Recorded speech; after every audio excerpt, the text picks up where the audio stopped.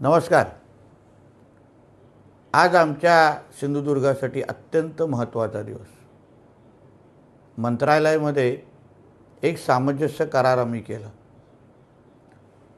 Zoya marine company आणि Maharashtra maritime board, बंदर मंत्रालय, महाराष्ट्र सरकार ह्यांच्यामध्ये हा सामंजस्य करार झालेला आहे। 150 कोटीचा हा सामंजस्य करार आहे आणि ह्या करारामध्ये जे आमच्या आदरणीय मुख्यमंत्री साहेबांनी जे मुंबई वॉटर मेट्रो जो हा त्यांचा महत्त्वाकांक्षी प्रोजेक्ट आहे, ड्रीम प्रोजेक्ट आहे, त्यासाठी लागणाऱ्या ज्या बोटी आहेत 50 आणि 100 पॅसेंजरच्या, त्या ह्या प्रकल्पाच्या अंतर्गत बनवायला सुरुवात होणार आहे।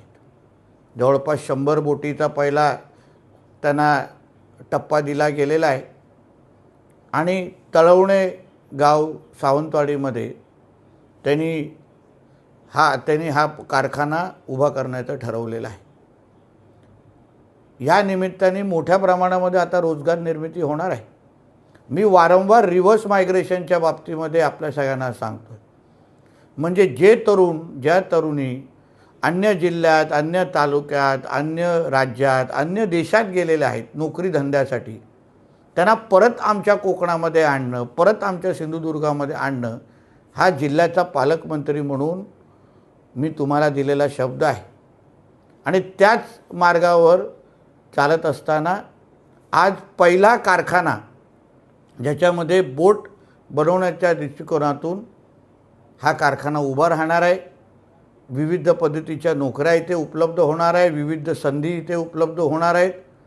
ह्या कारखाना बोटक्राफ्ट, येल्लो फ्लीट अशा ह्या सगळ्या लोकांनी एकत्र येऊन हा कारखाना आपल्या सिंधुदुर्गामध्ये आणतायत।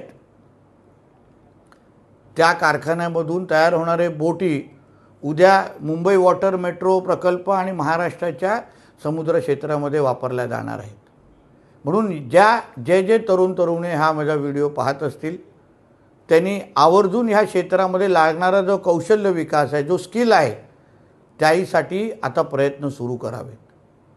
आपल्या सिंधुदुर्गामध्ये आपल्या तरुणाला 2 हाताला काम देणं, पर्यावरणपूरक प्रकल्प आणणं, जो शब्द मी तुम्हाला पालकमंत्री म्हणून दिलेला होता, तो त्याच मार्गावर चालण्याच्या दृष्टिकोनातून हा माझा पहिलं पाऊल आहे। अजून असंख्य प्रकल्प जहाज बांधणी क्षेत्रामध्ये, त्याचबरोबर बंदर क्षेत्रामध्ये, मत्स्य क्षेत्रामध्ये, अन्य पर्यटन क्षेत्रामध्ये आपल्या सिंधुदुर्गामध्ये येऊ पाहत आहेत।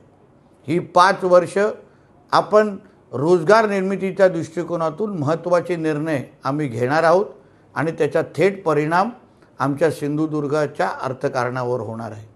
चला मग परत एकदा आज रोजगाराची एक मोठी संधी सिंधुदुर्गामध्ये आलेली आहे। आपण सज्ज होऊया।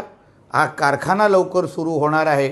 तरुणींनी ह्याबद्दल जेवढी जास्त माहिती पाहिजे असेल, शिकायला संधी भेटत असेल ती आपण घ्यावी आणि इकडे उपलब्ध असणाऱ्या सगळ्या नोकऱ्या, या बाबतीमध्ये असलेली सगळी ट्रेनिंग आम्ही आपल्यासाठीच आहेत आणि आपल्याला देण्यासाठी तयार आहोत, एवढं ह्या निमित्ताने आपल्याला विश्वास देतो।